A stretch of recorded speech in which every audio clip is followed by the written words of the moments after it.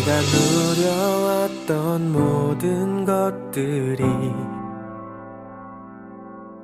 내가 지나왔던 모든 시간이 내가 걸어왔던 모든 순간이 우리 함께 우리 한자리에 모여 우리 하나님을 예배함에 감사를 드립니다. 한 주 잘 지내셨습니까? 서로 한번 좀 얼굴 한번 보실까요? 얼마나 좀 치열하게 살았는지, 열심히 지냈는지. 얼굴 보니까 굉장히 치열하게 한 주를 산 것 같죠? 너무 피곤해 보여요. 토요일 날 부디 조금만 쉬세요. 아시겠죠?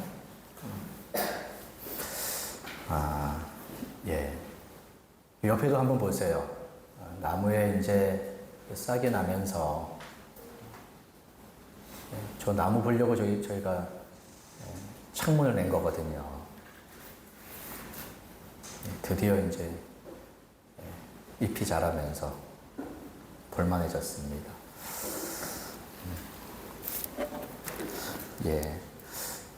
우리가 이제 한 몸인 것을 이 주일에 함께 모여 하나님을 예배하고 교제하면서 그것을 더욱더 눈에 보이는 것으로 확신하고 그것을 누리게 되지요.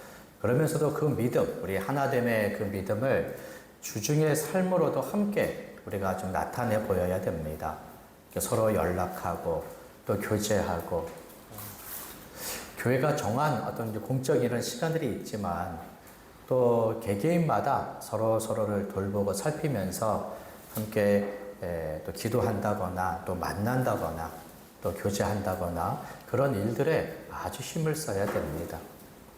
그렇지 않으면 하나됨의 믿음이 점점 식어지게 돼요. 또 하나됨의 은혜를 베풀어 주셔서 우리를 충만케 하셨는데 그 충만함을 잘 누리지 못하면서 하나됨의 은혜가 무색해지게 됩니다. 이미 우리가 베푸신 은혜들은 우리가 충분히 누려야 되지 않습니까? 또 이것을 우리가 누리지 않으면 우리가 힘을 얻지는 못합니다. 그리고는 자꾸만 그 힘을 다른 데서 찾고 또 그 은혜와 충만함을 세상의 것으로 채우려고 하는 거죠. 개인적으로 또 사람들의 관계 속에서 또 세상의 이런저런 것들에 우리가 좀 이렇게 탐닉하면서 그래서 하나 되게 하신 이 은혜를 우리가 지켜가면서 이 은혜를 충분하게 누려야 됩니다. 그런 교회가 행복한 교회가 아닌가 싶습니다. 오늘 저희가 교회에 관한 말씀, 그 마지막 시간을 우리가 가지려고 합니다. 하나님께서는 우리를 그리스도 안에서 하나님의 백성으로 삼으시고 하나님 나라의 모든 복을 우리에게 다 베풀어 주셨습니다. 그리스도 안에 있다는 것, 하나님의 나라 백성이 되었다는 것은 모든 복을 다 누리는 것과 마찬가지입니다. 무슨 복을 받았는가? 그것을 아는 것이 아주 중요하겠죠. 모든 것을 다 주셨는데 알지 못한다면 도대체 우리는 무엇을 누리고 있습니까? 성경을 통해서 우리는 예수님이 우리의 구원을 위하여 십자가에서 구원의 일을 다 마치셨다는 것도 알아야 되지만 그 믿음 가운데 우리에게 베풀어 주시는 그 풍성한 복도 알아야 됩니다. 또 하나님께서는 우리를 하나 되게 하셨습니다. 한 몸, 또 많은 지체로 삼으시고 각 사람에게 은사 베풀어 주시고 사랑으로 봉사하며 그리스도의 몸된 이 교회 안에서 하나님의 나라의 충만함을 누리게 하십니다. 그리고 각 사람들이 온전하여 또 봉사하며 또 힘써서 교회를 세울 수 있도록 교회 안에 다스리는 직분을 주셔서 말씀을 가르쳐 성도들을 온전하게 하며 교회를 세우도록 하시죠.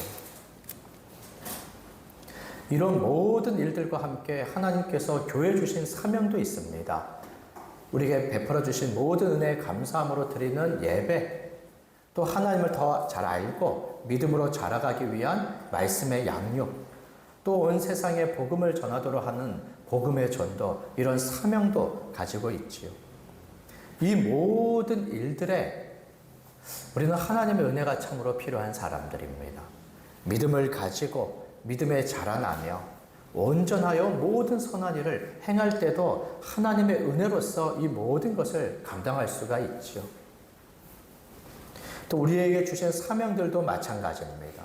예배하고 양육받으며 또 복음을 전한 이 일, 그 힘이 과연 우리에게서 나오는가?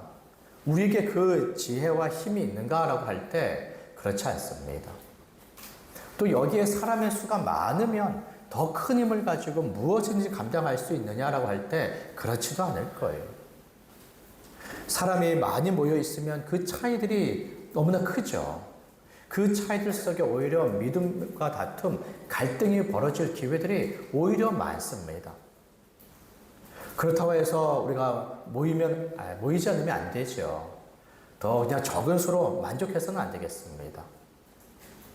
그럴 때 우리가 서로 연합하고 섬기는 그 모든 일에도 하나님의 은혜가 참으로 필요합니다. 하나님께서 우리에게 은혜 베풀어 주시기를 원하시죠. 그리고 우리는 그 은혜를 오직 믿음으로 간구해야 됩니다. 그렇기 때문에 교회는 항상 기도가 필요합니다. 성경에서도 항상 기도할 것을 명령하지 않습니까? 또 우리는 그 믿음을 지키고 우리에게 주신 모든 은혜를 힘입고 우리에게 주신 사명을 감당하기 위하여 항상 기도해야 될 그런 필요성들을 가지고 있습니다. 그래서 오늘 우리가 이 교회 안에서 우리 함께 생각할 말씀은 항상 깨어 기도해야 한다라는 것입니다. 골로새서 1장 9절의 말씀을 한번 보세요. 골로새서는 사도 바울이 골로새 지역의 믿음의 성도들, 그 교회를 위하여 쓴 편지입니다. 사도 바울은 골로새 지역에 복음을 전하고 그 사람들의 믿음을 확인했습니다.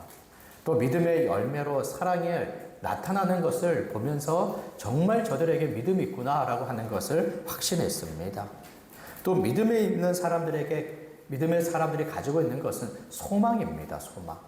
이 땅에서 잘 될 소망을 갖는 것이 아니라 하나님께서 주실, 마지막 날에 주실 그 소망을 붙잡고 살아가지요. 이것이 다 믿음 있는 사람들의 사랑의 삶이요, 소망입니다.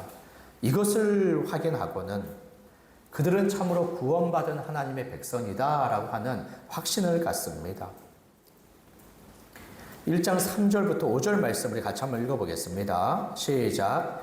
우리가 너희를 위하여 기도할 때마다, 다시요. 골로새서 1장 3절부터 5절입니다. 자, 시작. 우리가 너희를 위하여 기도할 때마다 하나님 곧 우리 주 예수 그리스도의 아버지께 감사하노라.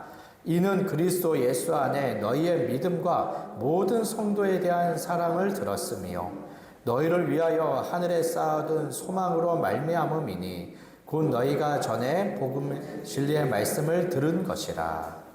전에 복음 진리의 말씀을 들음으로 그들 안에 예수님에 대한 믿음과 모든 성도에 대한 사랑과 하늘의 소망을 가지고 있다고 말하지요. 이것이 바로 믿음의 사람의 증거, 구원받은 사람들이 갖는 아주 필수적인 요소입니다. 믿음, 사랑, 소망. 그래서 그의 말과 행실을 보면 믿음의 말과 행실을 합니다. 그의 말과 행실을 보면 사랑이 있어요. 그가 생각하고 계획하고 기대하는 것이 사람들의 이 땅의 것에 기대와 소망이 아니라 하나님이 주시는 것에 대한 소망을 가지고 있죠. 그래서 그 말을 나눠보면 알아요. 그의 행실을 눈여겨보면 압니다. 믿음이 있고 사랑이 있고 소망이 있는지. 그럴 때 우리가 믿음이 있구나, 구원받았구나, 하나님의 백성이 되었구나 라고 하는 것을 우리가 확신하게 되는 거죠. 사도 바울은 에베소 지역의 교회 성도들을 보면서 저들이 안에 믿음이 있고 구원받은 자인 줄 확신했습니다. 그리고는 이 모든 것에 감사하여 하나님 앞에 기도하기를 시작합니다. 9절의 말씀을 한번 보세요.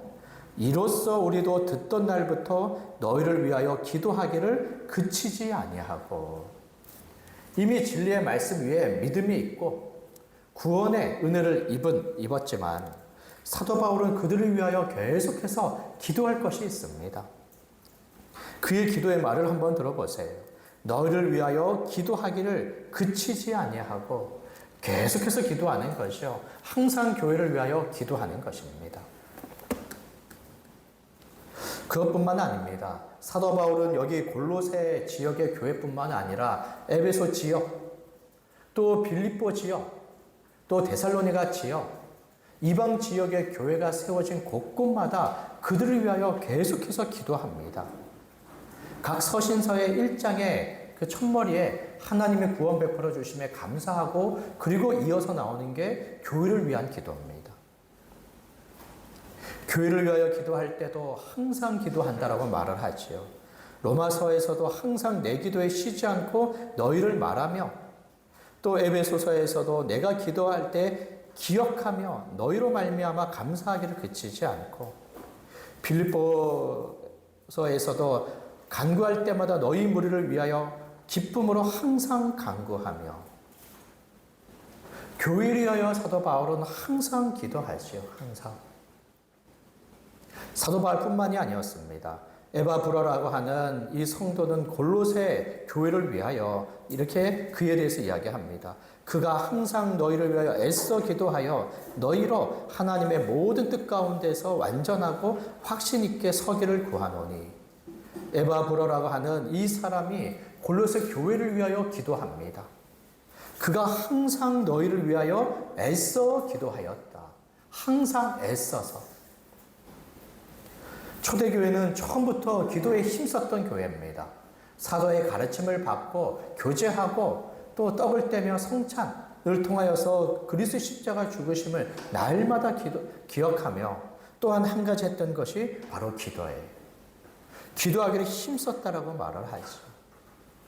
이렇게 교회는 처음부터 기도했습니다. 그리고 항상 기도했어요. 기도를 애를 썼습니다. 그 이유는 어디 있겠습니까? 첫 번째로 교회는 주의 뜻대로 온전히 살아가기 위해 항상 기도하며 깨어 있어야 합니다.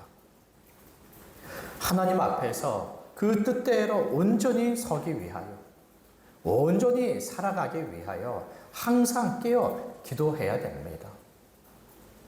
또 교회 안에 모든 성도들이 항상 온전한 삶을 살아가도록 기도하고 또 중보해야 되지요.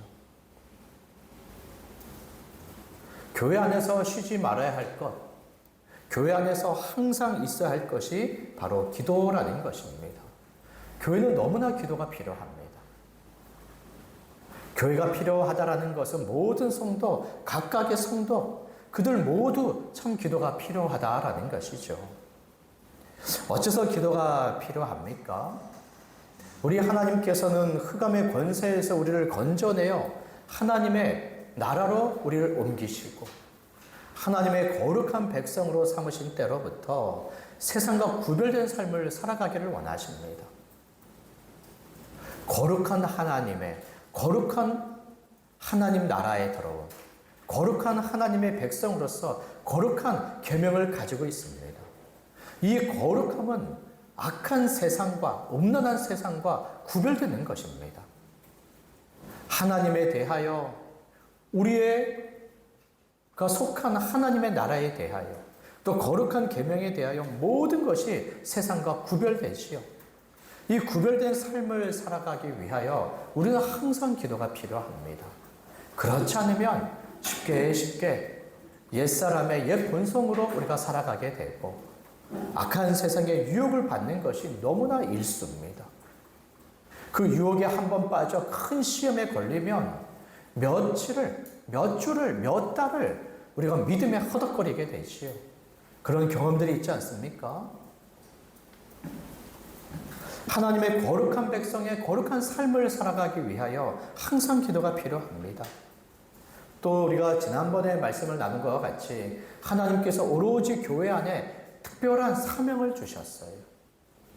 첫사람 아담을 지으시고 그에게 사명 주셨듯이 모든 사람을 지으신 목적이 하나님의 사명을 감당하도록 하는 것처럼 하나님의 나라의 새 백성된 교회에 하나님께서는 사명을 주셨습니다. 그것은 하나님이 베풀어 주신 은혜와 하나님에 대한 감사와 찬양의 예배지요.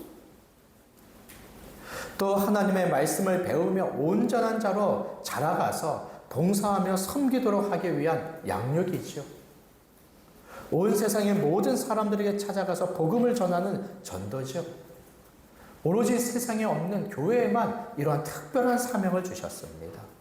이 사명을 감당하는 일에도 항상 기도가 필요합니다. 그 능력이 우리에게 있습니까? 우리가 그 마음을 스스로 힘으로 지키며 살아갈 수 있습니까? 마음을 갖고 힘을 다하여 이 모든 일들을 감당하는데 교회는 하나님 앞에 날마다 기도해야 될 겁니다. 우리의 삶이 하나님을 사랑하고 이웃을 사랑하는 삶이고 하나님의 사명을 감당하는 삶임에도 불구하고 이것을 막아서는 악한 유혹들이 많습니다. 여전히 자기 사랑, 세상을 사랑하도록 유혹하지요. 우리 안에서도 우리의 욕심의 안에서 이것이 날마다 차오릅니다. 또 세상 밖에서도 우리 밖에서도 날마다 이런 유혹으로 우리를 공격하지요. 시험에 들지 않도록 깨어 기도하라라고 말씀하신 것처럼 이 유혹에 받지 않고 시험에 들지 않기 위하여 또한 우리는 날마다 기도하는 것이 참 필요합니다. 또 성경의 말씀에 보면 주의 날이 가까웠다라고 말하죠. 주의 날이. 아직 우리가 살아갈 인생이 시간이 많이 남아있고 주님이 재림해 오실 그 날이 아주 먼 것처럼 여겨지지만 그래서 아예 이러한 생각을 우리 안에서 제쳐놓고 있지만 그러나 성경은 말씀하고 있는 겁니다. 만물의 마지막이 가까웠으니 그러므로 너희는 정신을 차리고 근신하여 기도하라. 너희도 길이 참고 마음을 굳건하게 하라. 주의 강림이 가까우니라. 보라 심판주가 문 밖에서 계시느니라. 우리는 잊어버리지만 성경은 날마다 이것을 말씀하고 있는 거예요. 만물이 마지막에 가까웠고 우리 주님의 강림이 가까웠으니 더욱더 근신하여 기도하며 정신을 차리며 믿음에 서라, 믿음으로 살아가라 라고 말씀하고 있지. 이 모든 것에서 깨어있고 이 모든 것에서 자신을 지키기 위하여 우리는 항상 기도가 필요합니다. 지금 경기를 하는 사람이 경기를 준비하기 위해서 그 전날 얼마나 긴장하며 좋은 컨디션을 유지하려고 애를 씁니까? 또 당일날 되면 어떻게 합니까? 먹는 것에서부터 모든 것에 주의하여 그 한 번의 그 경기에 힘을 쓰기 위해서 그 경기를 완주하기 위하여 승리하기 위하여 얼마나 긴장하고 조심조심합니까? 그런 것처럼 세상과 구별된 거룩한 삶을 살아가기 위하여 하나님이 주신 사명을 감당하기 위하여 시험에 들지 않기 위하여 주의 날이 가까움을 우리가 기다리면서 항상 우리는 깨어 기도해야 됩니다. 그 모든 일들을 준비하며 우리가 영적인 긴장감을 가져야 하는 것이죠. 그럼에도 불구하고 혹여나 기도하지 않는 것은 무엇입니까? 그 이유는 어디 있습니까? 성경에서는 기도하며 깨어있지 않는 것을 잠자는 것에 비유합니다. 잠자는 것. 데살로니가전서 5장 6절의 말씀을 한번 보세요. 그러므로 우리는 다른 이들과 같이 자지 말고 오직 깨어 정신을 차릴지라. 에베소서 5장 말씀에서도 그러므로 이르시기를 잠자는 자여 깨어서 죽은 자들 가운데서 일어나라. 그리스도께서 너희에게 비추이시리라 하셨느니라. 지금 여기 잠자는 자들을 누구를 이야기하냐면 예수 그리스도를 믿는 자들을 이야기합니다. 그들은 이제 영적으로 산 자들이기 때문에 하나님 앞에 산 자들로서 깨어 있어야 할 자들이 있지요. 그런데 깨어 있어야 할 자들이 자고 있다라는 거예요. 그 말은 무슨 말입니까? 지금 알아야 할 그 진리에서, 지금 붙잡아야 할 그 진리에서 지금 잠자고 있다라는 거예요. 진리의 말씀을 생각하고 기억하고 붙잡아야 되는데 그것에서 지금 잠자고 있다라는 것입니다. 진리를 생각하지 않고 말씀을 생각하지 않고 말씀을 잊어버리는 거예요. 말씀을 외면하고 있는 것입니다. 또 진리의 말씀을 알고 믿음으로 살아가야 할 그 모든 일에 있어서 지금 무관심하며 무감각한 상태로 지금 머물러 있는 것입니다. 그 모든 것이 잠자고 있는 거죠. 실제 우리가 육체적으로 잠자고 있을 때 어떻습니까? 뭘 생각합니까? 뭘 기억합니까? 뭐 생산적인 일을 합니까? 그렇지 않죠. 모든 것에 있어서 그저 잠잠할 뿐이에요. 그런 것처럼 우리가 기도하고 있지 않다는 것은 지금 믿음에 있어서 지금 무지하며 무감각하며 지금 안일하게 지금 생활하고 있다는 것입니다. 세상과 구별된 삶을 살아가고 하나님이 우리에게 주신 사명이 있고 그리고 그 시험의 유혹이 날마다 우리를 도사리고 있으며 주께서는 가까이 오시기를 임박해 있는데 이 모든 것에 있어서 무지하며 무감각하며 안일하다라는 것입니다. 그것을 두고 지금 잠자고 있다라고 얘기를 하지요. 그러니 깨어 있으라는 거예요. 정신을 차리고 근신하여 기도하며 항상 깨어 있을 것을 이야기를 하는 거지요. 어찌 이 진리에 있어서 우리가 생각하지 않고 붙잡고 있지 않을 수 있습니까? 우리에게 주신 새 생명을 따른 새 마음을 이렇게도 우리가 무감각하게 그 새 마음을 우리가 가질 수 있습니까? 마땅히 우리가 살아가야 할 그 모든 일들에 마치 자기 자신은 상관이 없는 것처럼 어찌 안일히 살아가고 있습니까? 주께서 오셔서 우리의 모든 행한 것으로 판단하시죠.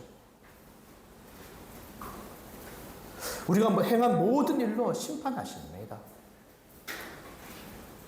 저는 한 명의 성도 또 한 명의 목회자로서 하나님의 판단과 심판 앞에서 지금 이 모든 일들을 감당하는 겁니다. 어떤 것은 칭찬받을 것이 있겠죠. 또 어떤 것은 책망받을 것이 있습니다. 내가 행한 것의 몫을 내가 반드시 책임을 질 겁니다. 책망이 아니라 칭찬을 또 징계가 아닌 하나님이 주실 상을 바라보며 더욱더 힘써 살아가야 할 겁니다. 나의 책임과 나의 몫이 있어요. 그리고 우리 성도님들도 마찬가지입니다. 각 개개인 하나님의 부르심을 받은 이들 아닙니까? 하나님이 부르신 바들에게 주신 은혜가 있고 하나님이 부르신 받은 자들에게 맡기신 사명이 있습니다. 믿음의 그 책임과 몫이 있을 거예요. 그것에 대한 판단이 있을 것입니다. 그 심판이 있을 거예요. 성도들이 하는 모든 일들에 대하여 목사가 다 책임을 질 수가 없어요. 목사의 직분을 가지고 반드시 가르치고 권하고 힘써서 그 믿음을 붙들고 돕는 그런 역할들이 반드시 있어요. 그 일들을 힘써 감당해야 되죠. 그러면서 진리의 말씀을 알고 받아들이고 말씀에 따라 순종하며 살아가는 모든 일들에 대한 우리 주님의 판단과 심판이 있을 것입니다. 그것까지 다 책임을 질 수가 없죠. 그래서 많은 부분은 우리 하나님의 판단과 심판에 맡기는 거예요. 그렇지 않으면 제가 뭐 이렇게 잘 살 수 있겠습니까? 그 결과까지 내 몫이라고 한다면 어떻게 그것을 감당할 수 있을 뿐만 아니라 그 부담감과 압박감에 어찌 살아갈 수 있겠어요? 그러나 마치 그 책임이 있는 것처럼 그 부담감, 그 압박감을 가지고 더욱더 가르치고 찾아가고 권면하고 하는 것이죠. 그러나 우리의 행한 모든 것에 대한 우리 주님의 판단과 심판이 있을 것입니다. 그럼에도 불구하고 마치 그 모든 것이 없는 것처럼 평안하다, 안전하다라고 얘기하는 것은 그것은 잘못입니다. 데살로니가 전서 5장에 말씀하는 것처럼 그들이 평안하다, 안전하다 할 그때에 임신한 여자에게 해산의 고통이 이름과 같이 멸망이 갑자기 그들에게 이르리니 결코 피하지 못하리라. 괜찮다, 괜찮다 할 그 날에 주의 심판이 임하여 그 책망, 징계, 멸망이 있는 것이죠. 그럴 때 지금 평안하다, 안전하다라고 하는 것은 얼마나 큰 착각입니까? 오히려 속히 회개하고 주 앞에 엎드려서 믿음을 순종하는 것을 막아서는 잘못된 생각들 아니겠습니까? 에베소서 4장 19절의 말씀을 보면 그들이 감각 없는 자 되어 자신을 방탕에 방임하여 모든 더러운 것을 욕심으로 행하되 바로 세상 사람을 두고 감각 없는 자라고 얘기를 하죠. 그들은 영적으로 죽었고 영적으로 잠자고 있는 자들입니다. 그런 자들에서 주께서 우리를 깨우셨고 우리를 살리셨고 이제는 깨어 얼마든지 주를 위하여 살게 하셨어요. 그러니 날마다 깨어 우리가 믿음으로 살아가는 것을 위하여 우리는 기도해야 됩니다. 그러니 기도한다는 것은 지금 깨어 있다는 것과 마찬가지입니다. 기도한다는 것은 지금 정신을 차리고 있다는 것과 마찬가지예요. 기도하고 있다는 것은 지금 자기 자신을 근신하여 믿음으로 살고자 몸부림치고 있는 것과 마찬가지입니다. 그러니 우리 모든 교회와 성도들은 하나님의 뜻대로 온전히 살아가기 위해 항상 기도하며 깨어 있어야 됩니다. 이것을 우리가 생각하여 다시금 내가 지금 현재 하나님 앞에 그 말씀과 사명과 믿음의 모든 일에 깨어 있는 자인지 아니면 잠자고 있는 자인지 기도하고 있는 자인지 아니면 기도와 상관없이 살고 있는지 자기 자신을 돌아보세요.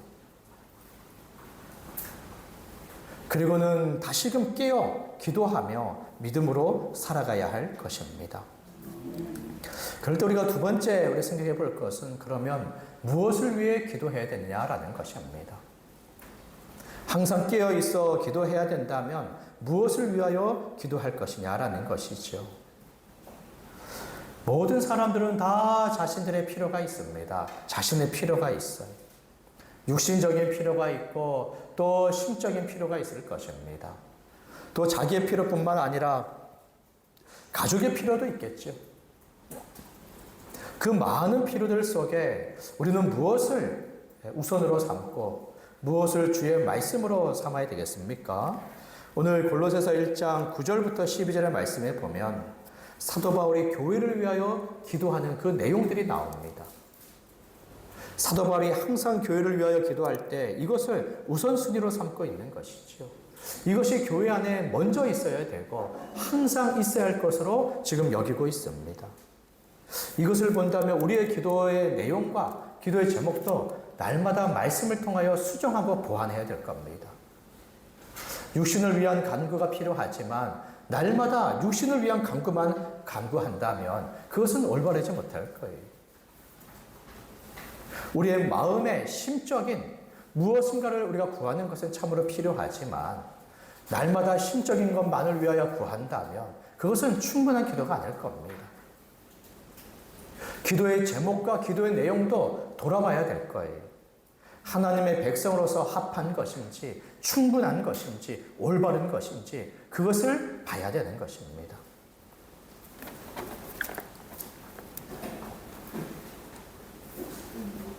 여기 9절부터 12절의 말씀을 한번 보세요.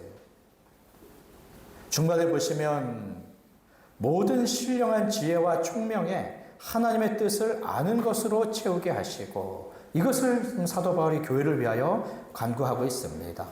모든 신령한 지혜와 총명에 하나님의 뜻을 아는 것으로 채우고 또 10절 말씀 끝에 한번 보세요. 하나님을 아는 것에 자라게 하시고 이것이 교회를 위한 기도의 제목의 아주 우선순위일 것입니다. 하나님과 그 뜻을 아는 것. 하나님과 그 뜻을 아는 것. 그것은 얼마나 중요합니까? 그것은 단지 하나님과 그 뜻을 아는 것에 그치지 않습니다. 하나님을 알고 그 뜻을 아는 것은 세상을 아는 것과 상관이 있습니다. 우리를 아는 것과 상관이 있어요. 하나님 없이 우리가 없죠. 하나님의 창조가 없이 이 세상에 존재할 수가 없습니다. 하나님이 계심으로 세상이 있고 하나님이 있음으로 우리 사람이 있죠. 하나님의 정한 목적과 방향과 그 질서와 방식대로 이 세상이 운행됩니다. 우리가 존재하고 그리고 살아가지요. 이 모든 것이 하나님으로 다 결정이 되는 거예요. 하나님을 알지 못하고 그 뜻을 알지 못하면 우리는 세상에 많은 지혜를 가지고 있지만 그 지식들 속에서 방황할 거예요. 자신이 누군지, 어디로 가는지, 무엇을 해야 되는지, 무엇에 가치와 의미를 두는지, 자신의 인생의 종말과 영원이 어떤 것인지 모든 것이 혼란스럽고 모든 것에 방황하며 갈피를 잡지 못할 거예요. 그러니 세상에 지혜로운 자라 하더라도, 세상에 많은 경험이 있는 사람이라 하더라도, 세상에 성공을 이룬 사람이라 하더라도 여전히 세상에서 공허하고 방황하며 살아가는 것이죠. 잠언의 말씀에 보면 여호와를 경외하는 것이 지식의 근본이며 또 여호와를 경외하는 것이 지혜의 근본이다라고 이야기를 했습니다. 하나님을 아는 것, 또 하나님을 알매 따라 올바른 믿음을 따라 살아가는 것, 그것이 모든 지혜와 지식의 근본이고 모든 것의 길잡이라고 말을 하는 것이죠. 사도 바울은 이미 복음의 진리의 말씀에 따라 하나님을 알고 그 믿음을 가지고 있는 교회 성도들을 두고도 여전히 하나님과 그 뜻을 아는 것으로 자라가고 그 뜻으로 채우기를 원한다라는 것입니다.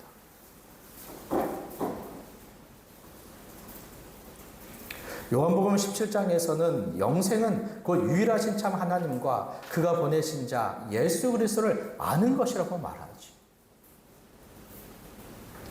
하나님을 알고 우리 주 예수 그리스도를 알므로 그에 대한 믿음을 갖고 믿음으로 말미암은 생명과 영생을 얻게 됩니다. 우리가 어떻게 살아가야 할지 모든 지혜를 얻음으로써 하나님과 올바르게 살아가게 되지요. 우리 인생의 보람과 가치를 갖게 되는 것입니다. 세상의 일들 속에 보람과 가치가 있을 거예요. 그 일들을 우리가 맡은 대로 열심히 감당하며 세상을 유익하게 하고 또 그 보람과 가치를 누리는 것은 얼마나 귀한지 모릅니다. 그러나 그것이 전부가 아니죠. 하나님의 말씀의 뜻에 순종하며 그 사명을 감당하는 것, 하나님 그것을 또 기뻐하시고 그것에 우리를 부르시고 특별히 이 일들은 세상의 사람들로 감당할 수 없도록 오직 우리들에게만 맡기신 아주 고유한 사명입니다. 거룩한 사명이지요. 이 일 속에 얼마나 우리의 가치와 우리의 보람이 있는지 모릅니다. 하나님과 그 뜻을 아는 것에 우리가 자라가야 되지요. 이를 위하여 하나님께서는 성경을 주시고 또 성령을 보내어 이 모든 것을 알고 깨닫도록 하셨습니다. 이 모든 것에 자라도록 하셨지요. 우리들도 마찬가지입니다. 하나님을 아는 지식과 그 뜻을 아는 지식들이 있을 거예요. 그러나 만족하지 마십시오. 이전에 알고 있었던 걸 하더라도 그것을 다시 알므로 그 말씀이 주는 유익들이 얼마나 큰지 모릅니다. 그러니 말씀의 지식에 우리가 교만하지 않고 늘 겸손하여 우리의 간절한 기도의 제목이 하나님과 그 뜻을 더욱더 아는 것이 되기를 바랍니다. 더욱더 성경 말씀을 배우며 성령을 의지하여 알게 해주시도록 깨닫게 해주시도록 그것으로 인한 감사와 찬양을 드리며 예배와 영광을 돌릴 뿐만 아니라 주가 베풀어 주신 생명과 구원의 모든 복을 더욱더 알게 해주심으로 그 모든 것을 누리게 해주시기를 우리가 간절히 구해야 할 것입니다. 나를 위하며 또 교회 안에 모든 성도를 위하여 이 제목들로 우리가 기도해야 될 겁니다. 그리고 10절의 말씀에 보면 또 이렇게 이야기를 하지요. 주께 합당하게 행하여 범사에 기쁘시게 하고 모든 선한 일에 열매를 맺게 하시며. 하나님과 그 뜻을 아는 지식은 그저 지식으로 머물기를 원하지 않습니다. 그 지식은 우리로 그저 그것을 아는 것에 결코 내버려 두질 않아요. 하나님과 그 뜻을 아는 것은 반드시 믿음을 따라 순종함으로 행하기를 원하는 지식입니다. 주께 합당하게 행하여 범사에 기쁘시게 하고 행함으로 말미암아 모든 선한 일에 열매를 맺기를 원하시죠. 이것이 우리의 아주 간절한 기도의 제목이 되어야 될 겁니다. 하나님을 알고 있습니까? 그 뜻을 압니까? 그러면 그것을 우리가 받아들여 믿음으로 순종해야 됩니다. 행함의 믿음으로 믿음을 가져야 돼요. 믿어 순종함으로 하나님을 기쁘시게 하는 열매를 맺어야 됩니다.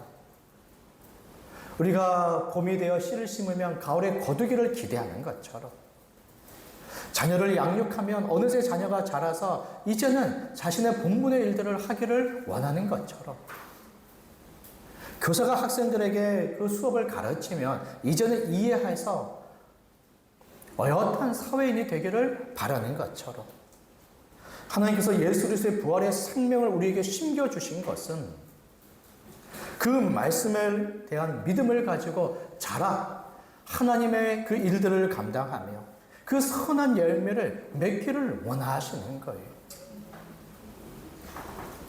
그러니 더욱더 알아라, 믿어라, 또 말씀에 순종하라 요구하는 거 아니겠습니까? 우리의 믿음은 그저 지식에 머물러 있는 게 아닙니다. 믿어 순종하며 때로는 잘못된 것들을 돌이켜 회개하며 바른 열매 맺기를 우리 주님이 원하시죠.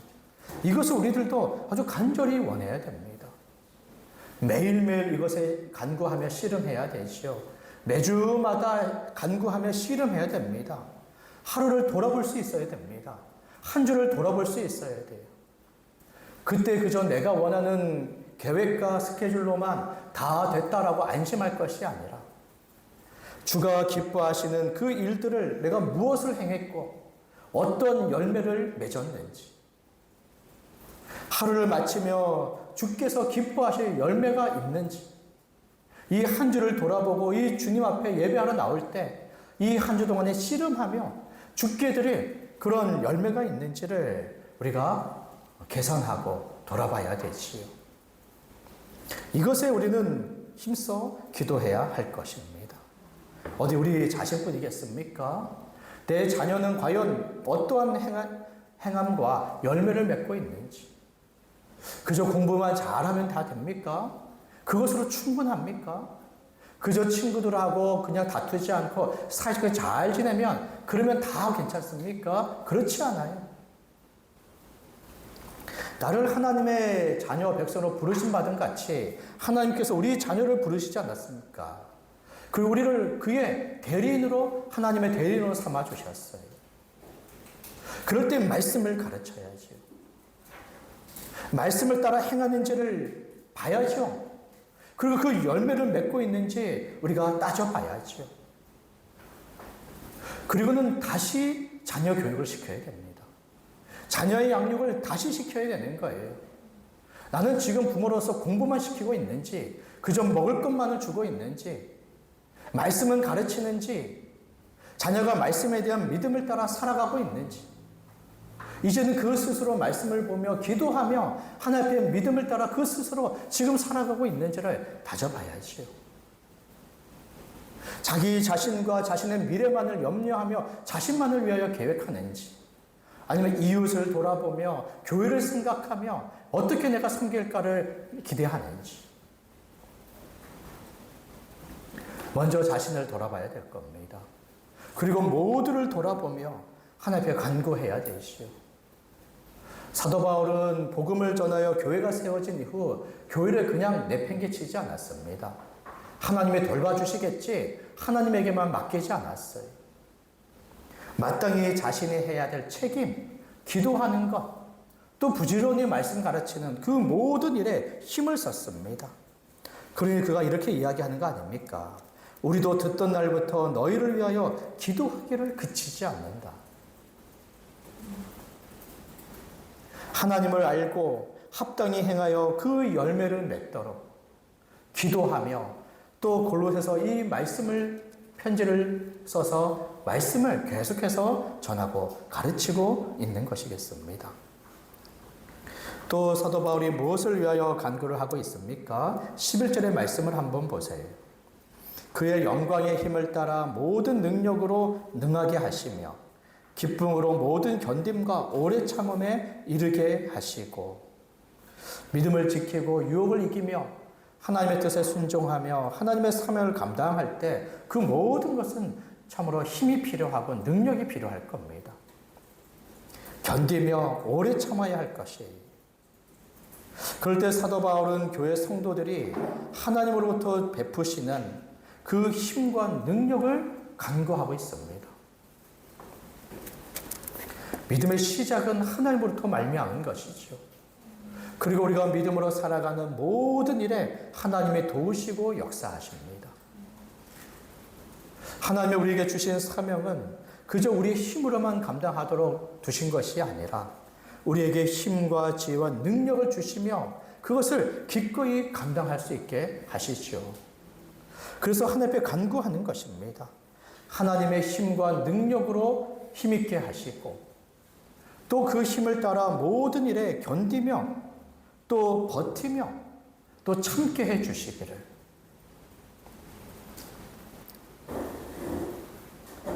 믿음과 믿음의 모든 일들 어찌 우리의 힘으로 다 감당할 수 있습니까? 그러니 이것을 위하여 항상 깨어 하나님 앞에 간구해야 되지요.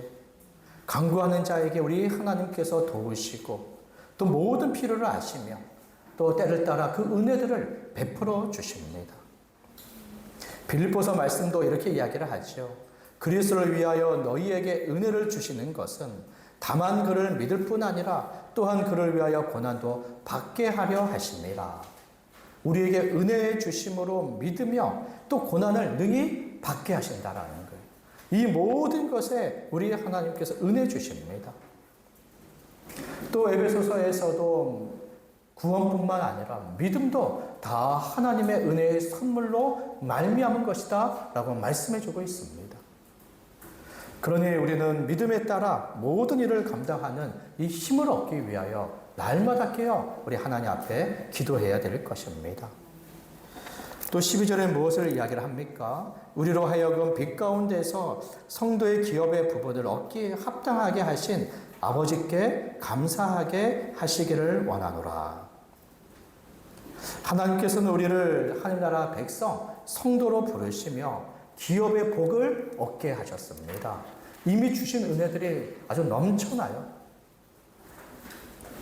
그것을 우리가 감사해야 되지요. 그리고 장차 우리에게 베풀어 주실 은혜도 넘쳐납니다. 오히려 그것이 더욱더 완전하고 또 영원한 것이죠. 이 모든 것을 받을 줄을 기대하고 소망해야 됩니다. 이것을 우리가 기도해야 될 겁니다. 우리가 기도할 때 이미 주신 것들을 생각해야 됩니다. 이미 주신 것 안에 감사하고 이미 주신 것으로 힘을 얻고 그래야 우리가 살아갈 수 있지 않습니까? 그래서 기도할 때마다 이미 베풀어 주신 것들을 생각해야 됩니다. 이미 주신 것을 생각해 보면 그것으로 현재를 얼마든지 살아갈 수 있고 또 이미 주신 것을 생각해 보면 장차 우리에게 약속한 것이 너무나 확실하게 우리에게 주어질 것에 대한 믿음을 또 소망을 갖게 됩니다. 사도 바울은 이 내용들로 먼저 기도할 것을 이야기를 하지요. 이 모든 것이 항상 교회 안에 있어야 할 것으로 이야기를 합니다. 하나님과 그 뜻을 알아가며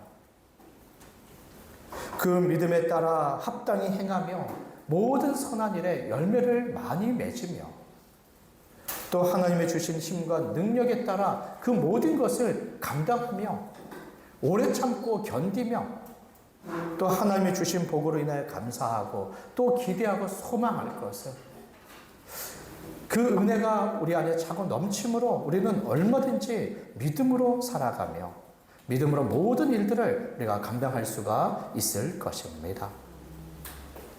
우리 마지막으로 우리 한 말씀을 더 보겠습니다. 그럴 때 우리 안에 그 연약함들을 보게 되지요. 또 특별히 교회적으로는 적은 수로 함께 모여 있어서 적은 것에 따르는 그런 부족함들도 참 많이 있습니다. 약하고 또 연약하고 부족함에 뒤따라오는 것은 염려일 것입니다. 염려. 개인으로도 연약하고 또 한 가정을 이룬다 하더라도 연약하고 교회로서도 현재 수와 모형을 생각해 볼 때 참 연약함이 많습니다. 그러니 쉽게 염려가 찾아들죠. 쉽게 불안해지게 됩니다. 또 두려워하기도 하지요. 또 그 연약함 속에 어떤 실수와 잘못들이 반복이 되면 이제는 좌절이 되고 낙심이 돼서 더 이상 어떤 것들을 우리가 시도하고 감당하기 어려울 수도 있습니다. 여기에 더 몇 사람이 오면 우리가 아주 강해지겠습니까? 몇 사람 더 능력 있는 사람이 오면 이제는 더 이상 염려가 없고 근심이 없겠습니까? 전혀 그렇지 않습니다. 우리 사람은 근본 피조물이기 때문에 그 연약함을 가지고 있어요. 여기 물고기 떼가 아주 어마어마한 물고기 떼가 있다 하더라도 상어 한 마리에 비교해 보면 얼마나 그 연약합니까? 양들이 수많은 떼가 있다 하더라도 사자 앞에 양들이 힘을 합친다 하더라도 사자 한 마리를 이길 수가 없죠. 그런 것처럼 아무리 여기에 수많은 사람들이 몰려있고 세상에 능력 있는 사람들이 많이 있다 하더라도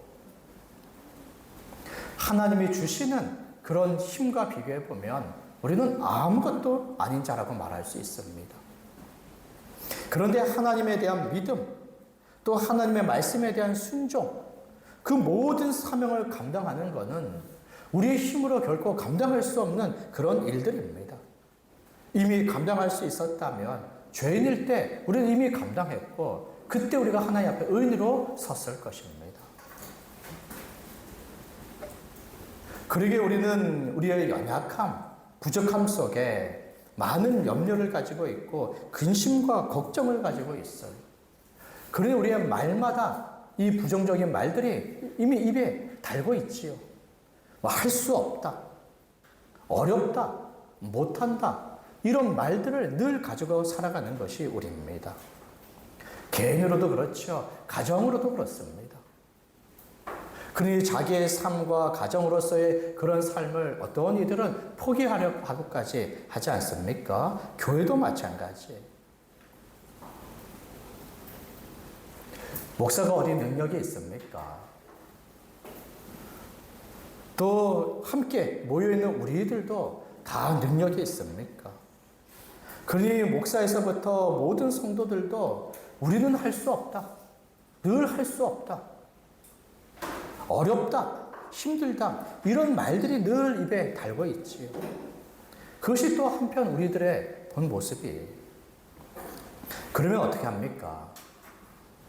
할 수 없기 때문에 다 포기합니까? 못하기 때문에 안 하면 됩니까? 지금 우리는 믿음으로 살아가는 삶이고 믿음에 따라 하나님의 일들을, 기쁘신 일들을 감당하며 하나님이 주시는 상을 기대하며 살아가는 사람들인데 약하고 부족하고 모자르다고 해서 믿음 포기하면 됩니까? 그러면 하나님 앞에 아무것도 우리가 행한 바 없이 또 하나님이 주실 상을 우리가 얻지 못할 것인데 약하고 부족하다고 해서 다 포기해도 괜찮습니까? 그럴 수가 없지요. 우리는 죄인들로서 하나님이 주시는 구원이 너무나 간절히 필요하고 새 생명과 함께 영생에 이르러야 되고 완성된 그 나라 안에서의 복된 삶을 누리기를 우리가 간절히 기대하고 소망하는 사람들입니다. 이 모든 것이 은혜의 방도인 믿음으로 얻는 것이라면 이 믿음을 포기할 수가 없어요. 그 믿음을 지키고 믿음으로 살아가는 게 우리의 힘만으로 되지 않는 것을 우리가 알지 않습니까? 그렇다 해서 그것을 포기하면 안 됩니다. 그러기에 하나님께서는 우리의 믿음의 연약함을 늘 도우시는 분이세요. 믿음으로 이 모든 삶을 살아갈 수 있도록 날마다 힘주시는 분이시죠. 성경의 말씀에 보면 우리들의 모든 연약함에 주님께서 도우시고 은혜를 베풀어 주신다라고 말씀해 주고 있습니다.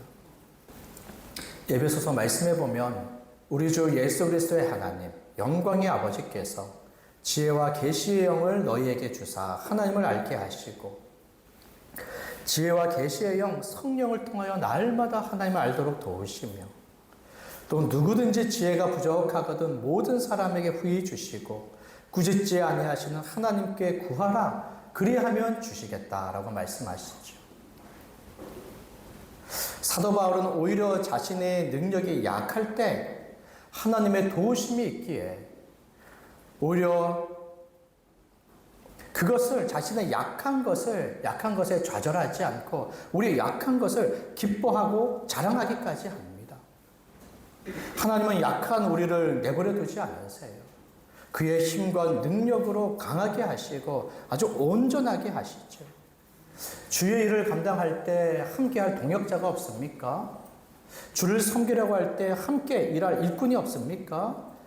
말씀하시죠. 제자들에게 이르시되 추수할 것은 많되 일꾼이 적으니 그러므로 추수하는 주인에게 청하여 추설 일꾼들을 보내주소서 하라.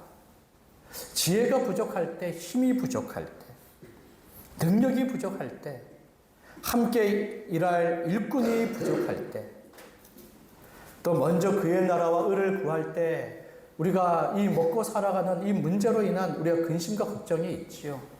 이것 때문에 날마다 우리가 머뭇거리지요. 그때 이 모든 것을 너희에게 더하게 하여 주시리라 라고 말씀하신 것처럼 무엇을 먹을까 입을까 마실까 염려하는 일용할 양식의 모든 것을 우리 주님이 주심을 말씀을 하세요. 또 로마서 8장의 말씀에서는 자기 아들을 아끼지 아니하시고 우리 모든 사람을 위하여 내어주시니까 어찌 그 아들과 함께 모든 것을 우리에게 주시지 않겠느냐라고 말씀하시죠. 그러니 우리는 우리의 연약함과 부족함에 오는 모든 염려와 두려움을 이길 힘은 우리 하나님을 의지하는 것 외에는 없습니다. 믿음으로 간구하며 날마다 주 앞에 나와 엎드리는 것 외에는 어떤 방도도 없는 것이죠. 그래서 빌립보서 4장의 말씀에서 이렇게 이야기합니다. 아무것도 염려하지 말고 다만 모든 일에 기도와 간구로 너희 구할 것을 감사함으로 하나님께 아뢰라. 아무것도 염려하지 말라고 말하지요. 또 모든 일에 기도와 간구로 하나님께 아뢰라고 말합니다. 이것이 우리의 믿음의 사람의 신앙의 자세고 또 태도이지요. 어떤 것에도 염려하지 않는 것, 모든 필요한 것에 하나님 앞에 간구하는 것, 그리고는 그 믿음으로 힘써 살아가는 것, 믿음으로 주께 순종하며 믿음으로 주의 사명을 감당하는 것, 그것이 우리의 마음이고 우리의 자세요, 우리의 태도라고 말할 수 있습니다. 디모데후서에서는 이렇게 말하죠. 하나님이 우리에게 주시는 것은 두려워하는 마음이 아니다. 조금의 두려워하는 마음, 불안한 마음, 염려하는 마음, 그 마음을 주시지 않습니다. 오직 능력, 사랑, 절제의 마음을 우리에게 주시면서 모든 믿음에 또 그 일들을 능히 감당하게 하시는 분이십니다. 이 말씀을 생각함에 따라 우리는 항상 기도해야 됩니다. 항상 깨어 기도해야 되지요. 주의 뜻대로 간구해야 됩니다. 주의 뜻대로.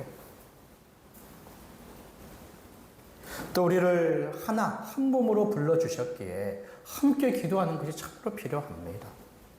어떤 이들은 기도에 더 힘 있는 사람이 있을 거예요. 어떤 이들은 기도에 어려움을 겪는 사람들이 있을 것입니다. 그러나 함께 함으로 힘 있는 사람으로부터 힘을 얻고 또 위로와 격려를 얻고 또 도움을 받으며 기도하는 일에도 함께함으로 얼마든지 감당할 수 있을 것입니다.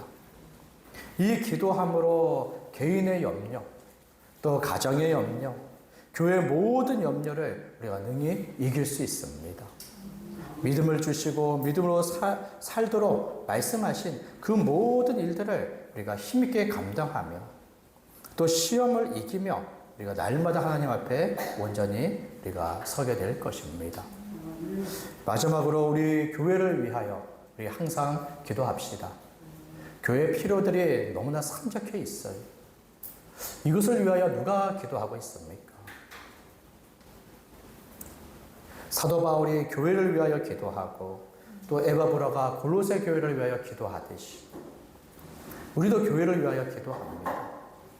또 우리 교회는 이기에 우리를 위하여 기도하는 것이죠. 또 기도함으로 주의 은혜를 구하며 함께 믿음에 서는 교회 되기를 바랍니다.